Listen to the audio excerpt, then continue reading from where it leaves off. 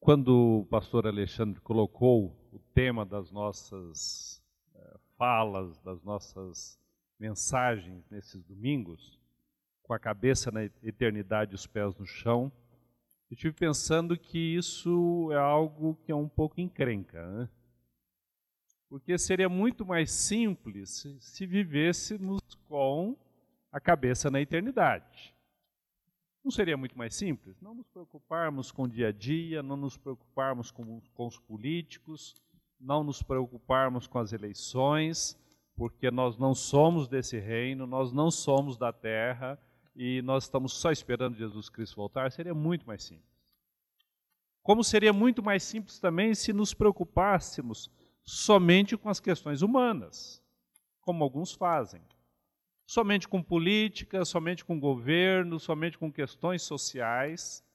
Então, quando temos essa proposta de integrarmos essas duas visões, é o caminho mais difícil. É o caminho mais difícil. E é interessante que a polarização quase sempre está entre alienação e politização. E quando falamos disso, eu tenho em minha mente um quadro da ditadura, que prevaleceu de 64 a 85, 20 anos. Quando começa a ditadura, muitos de vocês, talvez alguns não tivessem nascido ainda, eu tinha 8 anos, alguns aqui eram mais velhos do que eu, naturalmente, outros mais novos, e durante toda a nossa juventude, nós vivemos um período de exceção no país. E é interessante que quando a chamada Revolução de 64 ela começa como uma proposta interessante. Por quê? Nós vivíamos dias difíceis. Me desculpem os que gostam de Jean Goulart, mas Jean Goulart é um bom vivant. Era alguém com grana, era um boy, era alguém que só queria viver e não estava muito preocupado com a questão de poder. Nós vivíamos uma polarização no mundo muito forte da União Soviética, a união das repúblicas soviéticas com os Estados Unidos. Então nós tínhamos um modelo, ou é isto ou é isto. E o Brasil, como um país de terceiro mundo, ou quarto mundo, estava envolvido nessa polêmica. E aquilo que parecia uma proposta interessante, uma proposta de um rumo para o país, aquilo daqui a pouco começou a ficar engessado. Os militares começaram a gostar da coisa, né? Então, por que ficar 1 ano? Por que ficar 2 anos? E acabaram ficando 20 anos. E neste período nós tivemos uma polarização muito forte também entre igreja evangélica e igreja católica. Por quê? O discurso da igreja evangélica, e devemos lembrar que nesse período nós éramos minoria, hoje não somos, mas não faz muita diferença também esse crescimento evangélico, porque a política não mudou muito, mas o discurso dos evangélicos era um discurso de apoio restrito ao governo político, ao governo militar. Então sempre eu, adolescente, discutíamos, tínhamos professores que discutiam, alguns acabaram sumindo, e quando nós discutimos e falávamos na igreja, não. A Bíblia manda obedecer às autoridades constituídas. Não se preocupe com isso, não se preocupe com as questões sociais. Isso de alguma forma irá resolver.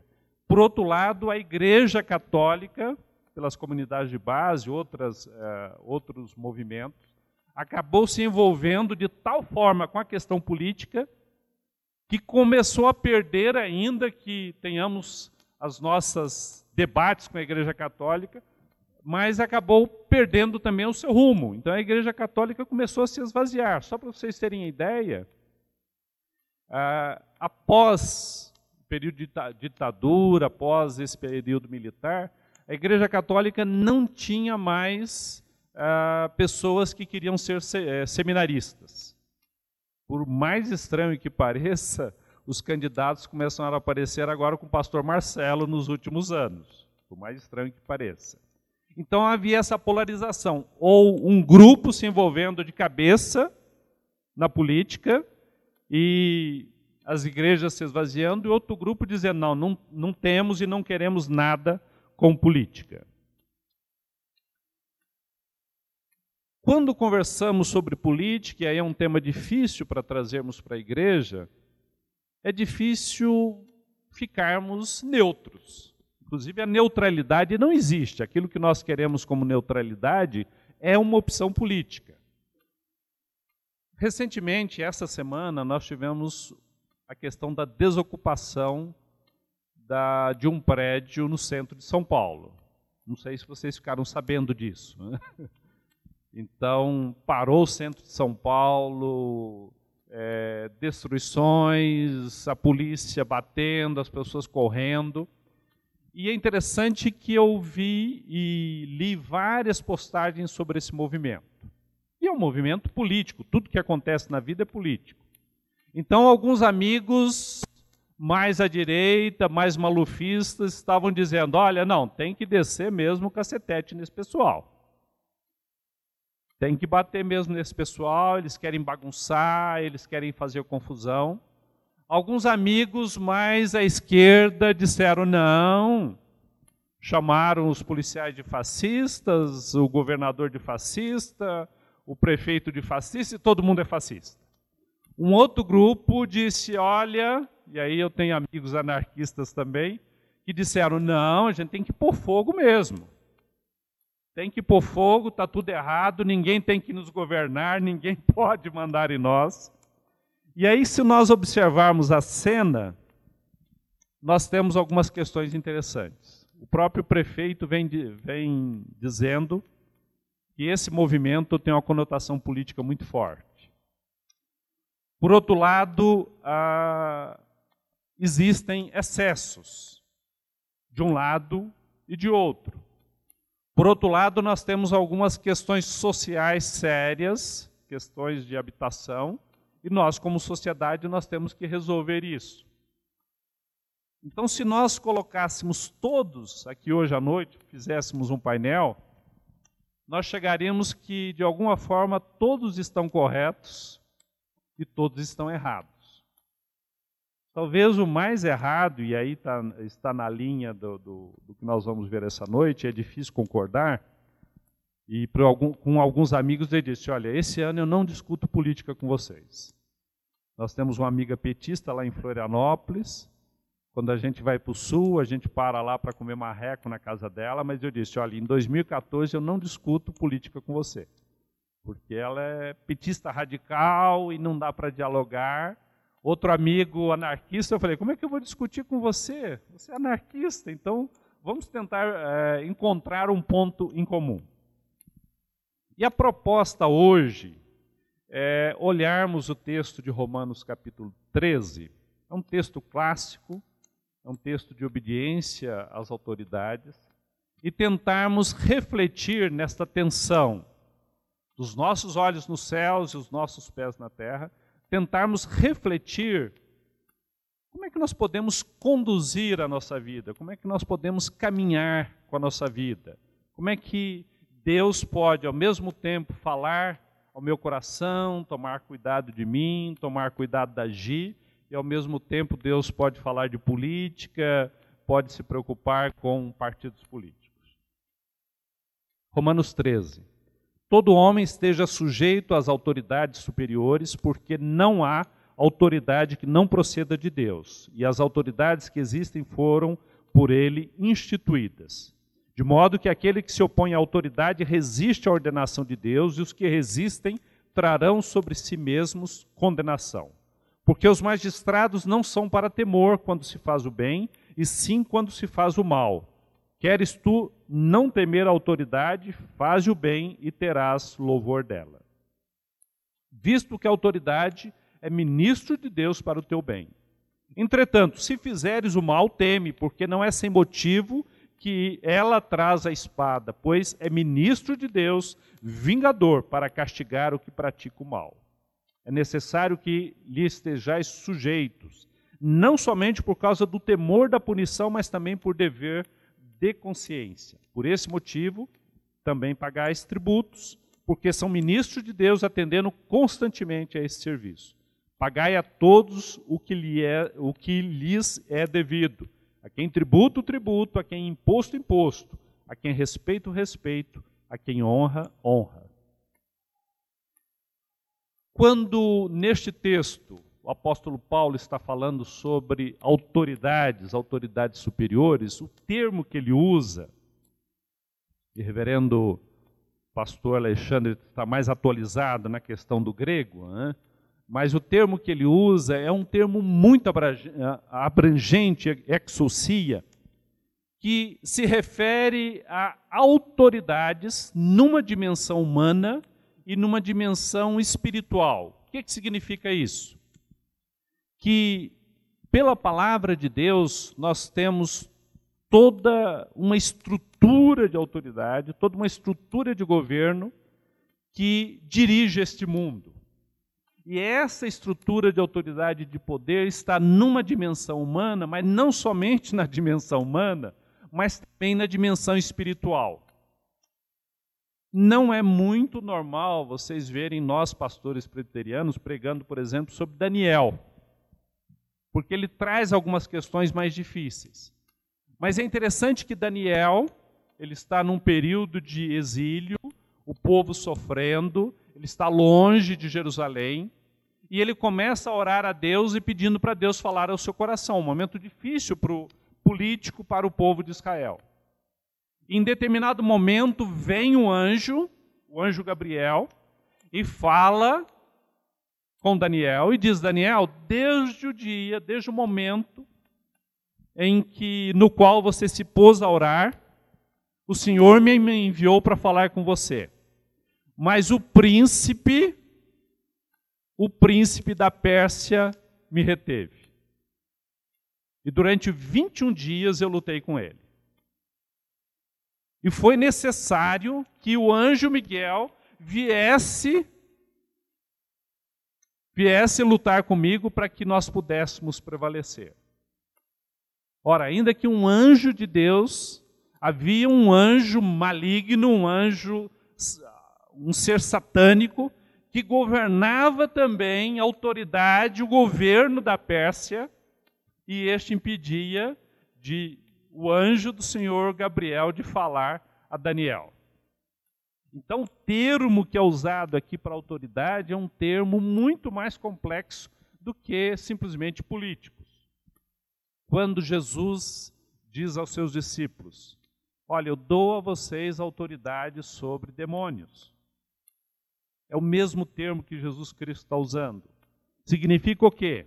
Existe uma autoridade que governa o mundo, que é Deus, seu Filho Jesus Cristo. E Jesus Cristo diz: toda autoridade me foi dada nos céus e na terra.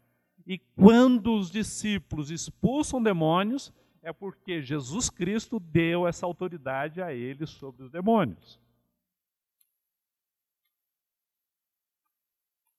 Quando falamos sobre um Deus que cuida da história, que intervém na história, que tem uma palavra para os políticos, uma palavra para as eleições, isso para nós que somos filhos da razão, filhos do iluminismo, filhos da ciência, isso nos parece um pouco estranho. Não nos parece? Tudo bem que Deus governa o mundo, mas os governos estão instituídos, aí nós que votamos, os sistemas políticos estão postos. Nós decidimos sobre os sistemas políticos. Tudo bem, Ele é um Deus que fala conosco, que cuida da Gi, cuida dos nossos filhos, amparou a mim e a Rose nas nossas lutas de saúde da Rose, mas além disso, Ele se preocupa com as eleições, Ele se preocupa com os governos do mundo? Sim. Por mais difícil que possa nos parecer, sim. Eu dou dois exemplos para os irmãos. Primeiro, a questão da medicina. Quando nós estamos doentes, quando o médico dá uma notícia ruim, difícil para você, qual é a sua reação? Qual é a sua reação? Eu me recordo quando entramos na sala do Dr. Ricardo e tivemos uma notícia ruim, e eu disse para ele, olha, eu vim aqui com tanta esperança, só faltou eu dizer que eu tinha fé nele, hein? Porque o cara é fera do Hospital das Clínicas, o cara é renomado, e humildemente, eu disse para ele, eu vim com tanta esperança. Ele disse, eu não posso fazer nada por vocês. O nosso mundo ruiu, porque o cara que pode todas as coisas não podia fazer nada por nós. Ou quando alguém chega com uma notícia, nós temos muitos casos de câncer, e chega e te dá uma palavra para você, a palavra de um médico é uma palavra definitiva na sua vida. É ou não é? Porque nós acreditamos na ciência. As nossas questões climáticas. Quando irá chover sobre São Paulo? Alguém pode me dizer? Claro que vocês podem. Quando é que irá chover? Os meteorologistas dizem que outubro, ponto final. Não é isso? Vocês não precisam se preocupar, porque as chuvas estão previstas para outubro. Eu olho lá no Clima Tempo, todo dia, de uma forma ansiosa, está que em outubro teremos chuvas. Acabou. E se Deus quiser, no dia da eleição, ou na semana da eleição, aí está tudo resolvido. E se não chover? Quantas vezes eu me peguei pensando nisso? Quantas vezes eu orei por chuva? Esses dias eu postei algo nessa linha.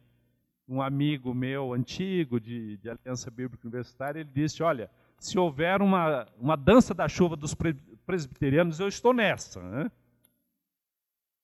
E quando algumas igrejas, por exemplo, existem cidades do interior que estão sem chuva, e quando algumas igrejas católicas fazem procissão, é tão estranho, né?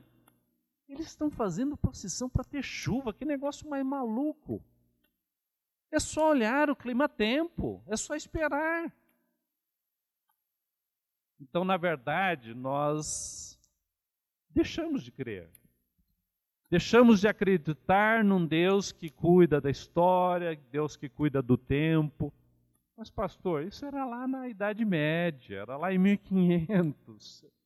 Nós não precisamos orar mais pelo tempo. O tempo tem, a ciência já decifrou o tempo. O tempo tem os seus ciclos. Aquecimento global, não, isso é temporário. Depois os ciclos existem e volta, e o mundo continua sendo o mundo.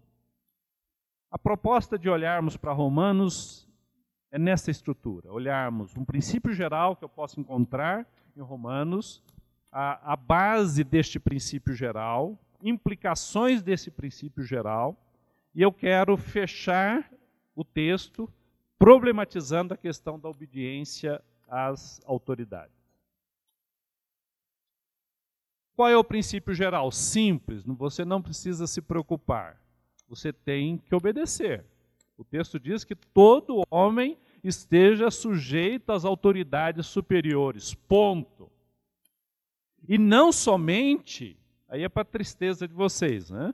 Não somente pelo temor, mas também por dever da consciência. Ah, que chato, né? Como gesticula o pastor Alexandre, que chato, né? Eu tenho que obedecer, mas eu vou obedecer, a Bíblia está mandando. A Bíblia diz, não é só por medo, não, você tem que fazer isso, dizendo, não, pô, que legal, eu preciso obedecer. Estou exigindo muito de vocês? Estou pedindo muito de vocês? É não ter peso na consciência por obedecer. Não porque você é obrigado pela autoridade ou por Deus, mas que você tenha liberdade na sua consciência para obedecer. E a consequência, ou como é que você faz isso? Algo que nós adoramos, né? A quem tributo, tributo. A quem imposto, imposto. A quem respeito, respeito. A quem honra, honra. Eu tenho que honrar as autoridades. Amar, ainda bem que não está escrito aqui que eu preciso amar. Mas eu preciso honrar.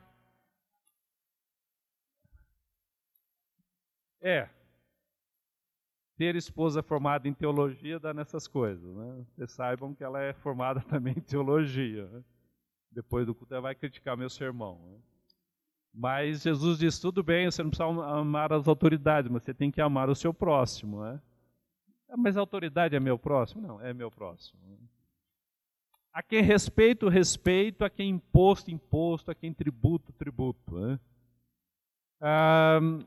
Se você disser para mim, olha, eu adoro pagar imposto. Zé Paulo agora adora pagar imposto? Adora. Tem um terapeuta ótimo para você.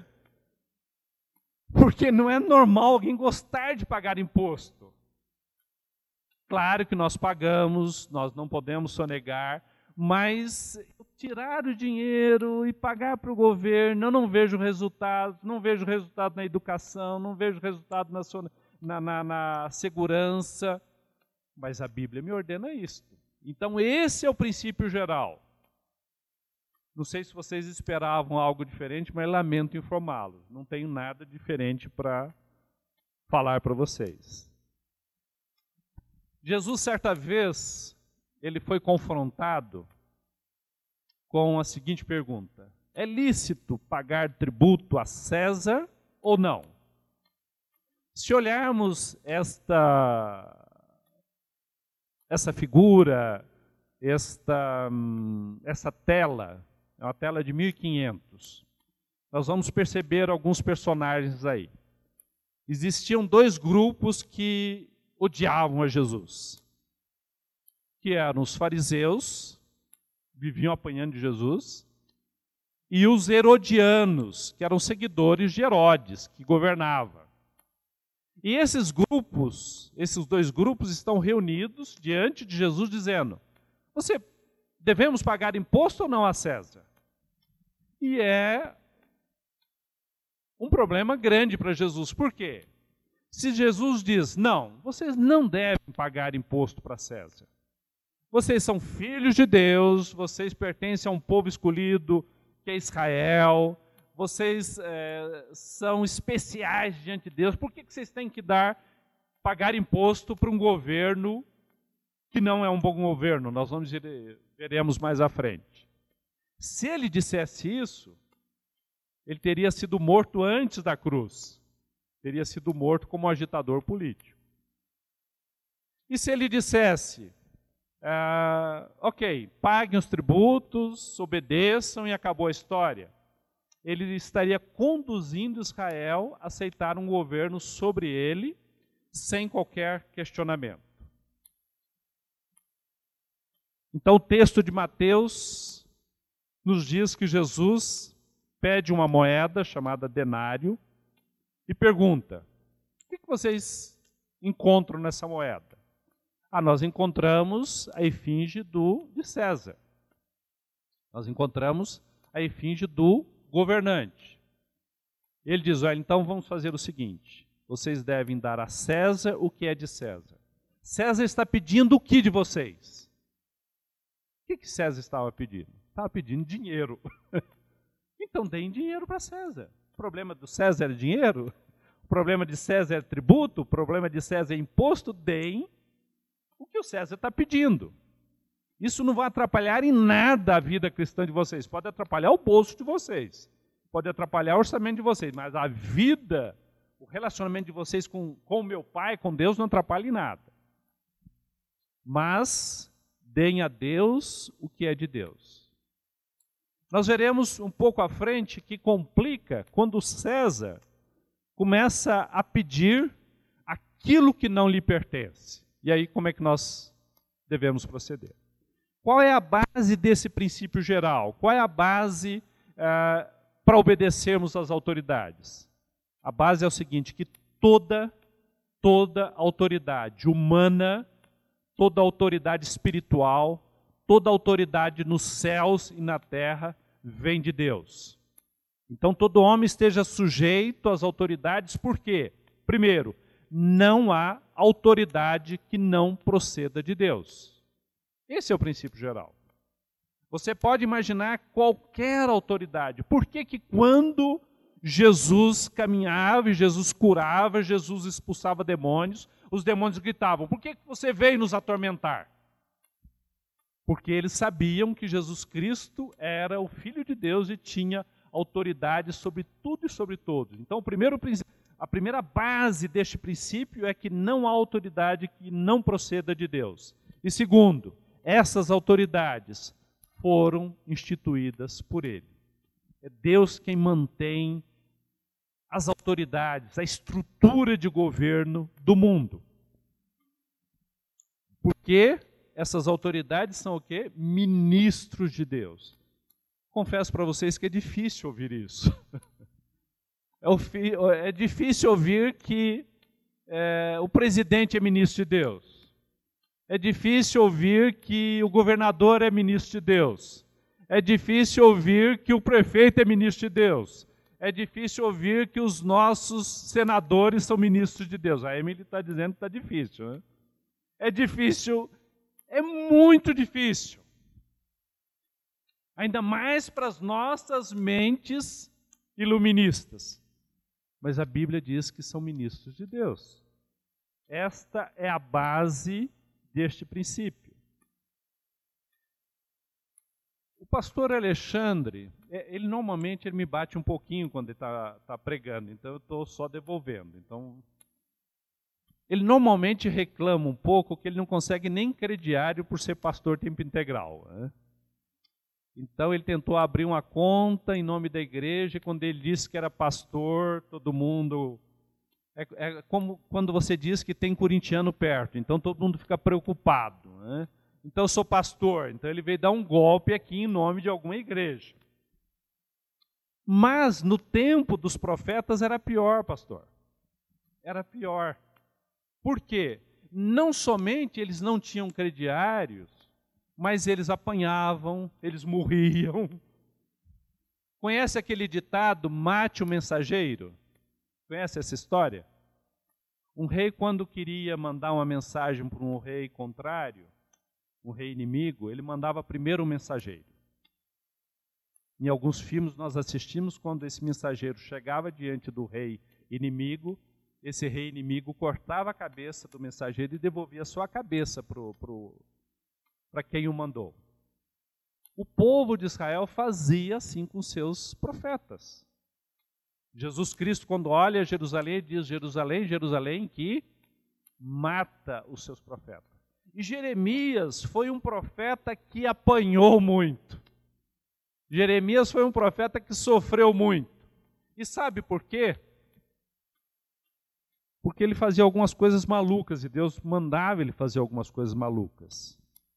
Não sei se deve postar isso, né? Em determinado momento, Deus chega para Jeremias e diz: Jeremias, eu julguei o povo de Israel e vou levar o povo de Israel para a escravidão. Ok. É uma escravidão que dura quase que o final do Velho Testamento. Ok. E eu quero que você diga ao povo de Israel o seguinte: quando vier Nabucodonosor, o rei da Babilônia, que vocês o recebam como governante de vocês.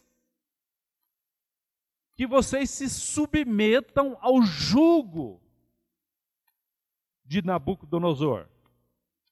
É como, hoje em dia, nós não temos os profetas como nós tínhamos no Velho Testamento, mas é como se um dia um dos pastores aqui da igreja chegasse o seguinte: olha pessoal, é o seguinte, a Argentina vai invadir o Brasil. Mas relaxem, para vocês obedecerem os argentinos. Vocês vão curtir o Maradona, vocês vão achar que os argentinos são os máximos. Não tem nenhum argentino aqui não, né? Então, por que Deus está mandando fazer isso? Imagine a reação do povo.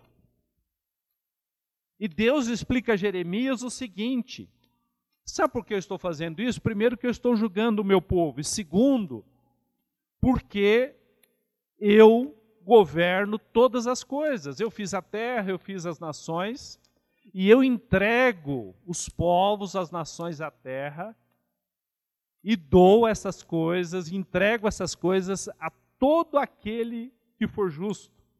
Então, neste momento, eu estou considerando Nabucodonosor justo, então estou entregando Israel à escravidão. Eu entregarei todas estas terras ao poder de Nabucodonosor, rei da Babilônia, E como é que Deus chama Nabucodonosor? O meu servo. Não é difícil isso? Jesus está sendo julgado por Pilatos. Pilatos está fazendo um interrogatório com Jesus, Jesus não responde nada. E Pilatos diz a Jesus: você não sabes que tenho autoridade para te soltar e autoridade para te crucificar? E você não se defende, você não apresenta os seus argumentos, você não apresenta as suas razões. E Jesus responde para ele: olha, Pilatos, nenhuma autoridade teria sobre mim se de cima não te fosse dado. Então Jesus disse a Pilatos: olha, Pilatos, foi Deus que concedeu a você autoridade sobre o seu próprio filho, autoridade para me julgar. Romanos 13, versículo 3, nós encontramos as implicações deste princípio geral, de que devemos obedecer às autoridades constituídas. E diz o seguinte: aquele que se opõe à autoridade resiste à ordenação de Deus. E os que resistem trarão sobre si mesmos condenação. Então, lamento informá-los, ainda bem que são todos adultos, mas não tem saída. Se você resistir ao governo, à autoridade, aos sistemas de governo, você está resistindo ao próprio Deus. Se você obedecer às autoridades, você está obedecendo ao próprio Deus. Para quem gosta de obedecer, isso é ótimo. Talvez eu esteja tirando um peso dos seus ombros. Eu gostava tanto de obedecer e me sentia tão mal, porque ninguém gosta de obedecer, né? Mas no fundo nós não gostamos de obedecer, né? É difícil obedecer, é difícil fazer a vontade de um governante com o qual eu não concordo muito. E aí entra a questão da problematização da obediência às autoridades. Por quê? O apóstolo Paulo poderia parar com estes versículos, mas ele acrescenta o seguinte, ele diz: porque os magistrados não são para temor quando se faz o bem, e sim quando se faz o mal. Ora, por que Deus institui governos? Por que Deus institui autoridades nos céus e na terra? É para que o mal seja punido e o bem prevaleça. Senão a nossa vida seria insuportável.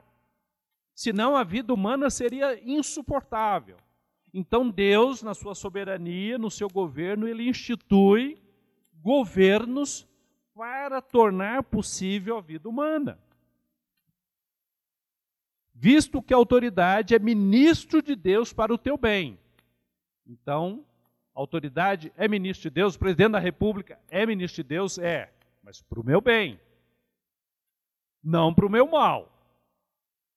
Ele é instituído para governar para o meu bem, pois é ministro de Deus vingador para castigar o que pratica o mal. E aí começam os problemas, e aí começam as dificuldades. Por quê? Os governos, as autoridades são eleitas, são colocadas para promover o bem e combater o mal. Como eu disse, se não fosse assim, a nossa vida humana seria insuportável. Em 2013, saiu um filme chamado The Purge. Depois saiu, inclusive, o segundo filme. Não é filme B, não. Tem uns atores sérios aí. Mas este filme, ele problematiza. Eu não tive coragem de assistir porque eu sou um pouco fraco. Com terror e com sangue, com violência. Então, um dia minha esposa falou: nossa, por que o homem gosta tanto de violência? Eu falei: eu não gosto de violência. Eu não curto alguém ficar esmurrando o outro. Eu me sinto mal. Não entendo quem goste.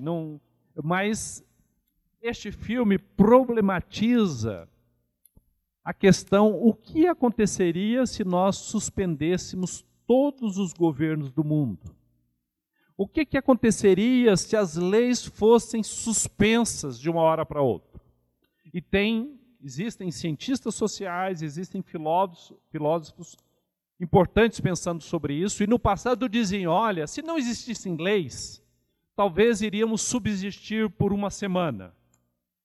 E o cálculo que eles fazem hoje é o seguinte, se não existissem leis, autoridades, talvez a sociedade como nós a conhecemos, talvez ela não venha a existir mais, ou continue existindo no máximo por um dia ou 2 dias. E a proposta desse filme é o seguinte, nos Estados Unidos chegou um período de muita violência e eles encontraram uma saída. Qual é a saída? Durante 12 horas, imagine você, 8 horas da noite até 8 horas da manhã, todas as leis estão suspensas. Vale tudo. Se você chegou na igreja aqui hoje e gostou de algum carro na rua, você pode pegá-lo. Se você tem alguém que você odeia muito, pode matá-lo. Não tem nenhum problema. Porque tudo é permitido durante 12 horas. Os policiais não irão fazer nada, os hospitais estarão fechados e vale tudo. O filme diz o seguinte, a proposta do filme diz o seguinte, isso foi possível porque nos outros 364 dias do ano, aí a sociedade vive em paz. Porque há um extravasar de todos os seus demônios sociais internos, então nos outros 364 dias, a criminalidade cai, as pessoas vivem de uma forma mais respeitosa, só que os cientistas sociais dizem, não é bem assim, se nós suspendêssemos as leis durante um certo período, nós não iríamos existir mais como sociedade. Existia um filósofo chamado Hobbes, que ele cunhou essa expressão, talvez alguns já conheçam, o homem é o lobo do homem. O que significa isso? Nós temos dentro de nós algo tão terrível, que se nós não tivermos nenhuma restrição, nós iremos destruir o nosso próximo e nós iremos destruir a nós mesmos. E aí, esse filósofo Hobbes, ele escreveu um livro com base nessa ideia, chamado Leviatã, onde ele propõe um governo, uma república eclesiástica e civil. Essa é a primeira capa do livro, lá de 1651, por isso que não é tão bonita a capa, não é tão produzida. Hein? O que nós encontramos nessa figura? Primeiro, o que o Hobbes defende é que esse governo deveria ser de um rei, de um soberano. Seria um rei iluminista, um rei que conhecesse todas as coisas e ele teria o poder para governar todos os homens. Esse rei, esse cajado em uma das suas mãos, significa o poder eclesiástico. Esse rei iria dirigir não só o governo civil, com a espada, mas ele iria dirigir também a religião do Estado. O grande problema de Hobbes foi o seguinte, e quem irá controlar o lobo que está dentro do governante? Porque o governante também pode se tornar um lobo. As autoridades também se tornam lobos vorazes. Nós abrimos essa mensagem falando do período de exceção que nós tivemos no país, e durou 20 anos esse período, que foi o período militar. A jornalista Miriam Leitão deu um depoimento falando de quando ela foi presa e passou por tortura, passou por limitações da sua liberdade dentro de um quartel. E é interessante que nessa narrativa, ela diz que ela foi levada uma noite, tinha 19 anos, e eles simularam um fuzilamento, ela sozinha. Ocorreram outras simulações de estupro com ela, não chegou a acontecer efetivamente, mas de grande medo para ela. E ela foi levada e eles simularam que estariam fuzilando ela para ela denunciar determinadas coisas. Essa semana, o ministro do Exército, pela primeira vez, está reconhecendo que ocorreram excessos dentro dos quartéis. O grande problema era um período muito difícil para o país, mas o grande problema é o seguinte, que as pessoas começaram a tomar decisões sobre as pessoas e matarem outras pessoas que já estavam presas. Não era tirar a vida de alguém em algum confronto. Então o grande problema é o seguinte, quando os governantes se tornam lobos vorazes, como é que nós devemos proceder? Agostinho, ele disse o seguinte, sem justiça, que são os reinos da terra, senão grandes bandos de ladrões. O que significa isso? Deus instituiu as autoridades, toda e qualquer autoridade, para o nosso bem. Mas quando essa autoridade produz mal para as nossas vidas, essa autoridade está fugindo do propósito de Deus. Ela está fugindo do objetivo para o qual ela foi instituída. E aí, o que devemos fazer?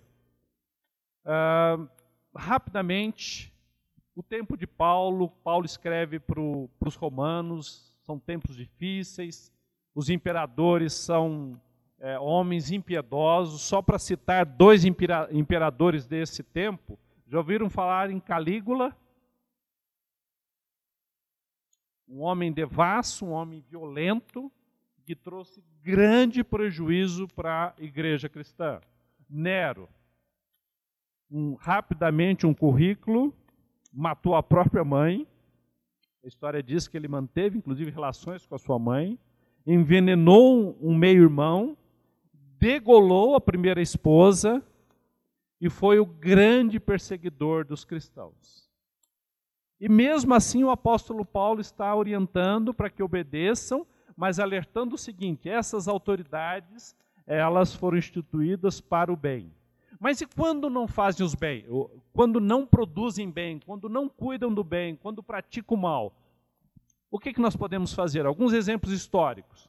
As parteiras do Egito recebem a ordem para tirarem a vida de todos os meninos. Lembrando que a ideia seria diminuir o impacto, a influência do povo de Israel. E Moisés está entre esses meninos. E as parteiras desobedecem o rei do Egito.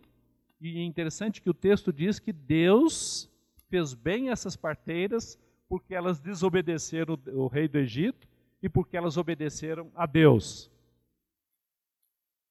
Jeremias diz que Israel irá para a escravidão, que haverá sofrimento, e aí nós encontramos Daniel e os seus amigos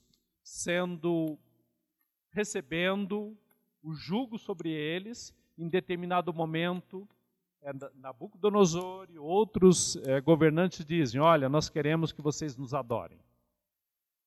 Aquela questão do governante entrando naquilo que pertence a Deus. Nós queremos o louvor de vocês. E eles dizem, nós não serviremos a teus deuses, nem adoraremos a imagem de ouro que levantaste. Ou quando o rei diz, olha, durante 30 dias, nenhuma prece se faça a outro Deus, a não ser a mim. E o texto diz que Daniel vai para o seu quarto, e como ele fazia sempre, ele começa a orar. João Batista, ele era odiado por Herodes, porque dizia a Herodes, Herodes, você está pecando, você está errando quando você toma a esposa do seu irmão como sua esposa. Os apóstolos, lá no Novo Testamento, são admoestados o seguinte, olha, parem de falar, parem de pregar, parem de falar deste Cristo. E aí nós encontramos essa expressão máxima aqui: julgai se é justo diante de Deus ouvir-vos a vós outros do que a Deus, ou antes importa obedecer a Deus do que aos homens. E o próprio Jesus Cristo, é interessante, em determinado momento Jesus Cristo obedece às autoridades, pagando imposto. Em outro momento Jesus Cristo desobedece. Quando os fariseus chegam para Jesus e dizem: olha, Herodes falou para você não pregar, Herodes falou para você sair daqui. E Jesus diz: olha, diz aquela raposa, ou ide dizer a essa raposa que hoje e amanhã expulso demônios e curo enfermos, e no terceiro dia terminarei. Ou seja, Herodes, você não tem poder para ordenar que eu me cale, porque eu estou fazendo a vontade do meu Pai. A Bíblia de Genebra, uma Bíblia de estudo, ela diz o seguinte sobre esse texto de Romanos 13. Se o governo civil proíbe aquilo que Deus exige, ou exige aquilo que Deus proíbe, os cristãos não devem submeter-se e, de alguma forma, a desobediência civil se torna inevitável. Isso é muito pesado, porque quando nós falamos de desobediência civil, nós estamos falando em desobedecermos. Mas quando é que nós podemos desobedecer à luz da palavra? Quando os governantes estão exigindo de nós, estão exigindo do povo de Deus alguma coisa que Deus está proibindo. Ou quando esse governante ele proíbe alguma coisa que Deus exige. Deus exige dedicação exclusiva nossa, a nossa adoração exclusiva. O governante quer competir com Deus, então nós não podemos obedecê-lo. Atitudes em algumas questões práticas. Primeiro, devemos tomar cuidado com pessoas e governos autoritários. Terminam em opressão, algo condenado por Deus. Então, quando nós pensamos nos governantes, nós pensamos nas pessoas nas quais nós iremos votar, devemos olhar o currículo dessas pessoas. Na mensagem anterior foi dito sobre os grandes salvadores da pátria. Aqueles que dizem: eu vou resolver tudo, eu posso todas as coisas. Muito cuidado.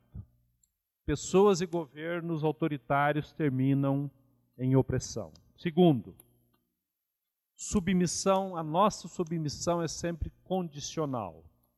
Como não existem governos humanos perfeitos, alguns acham que existem, mas não existem governos humanos perfeitos.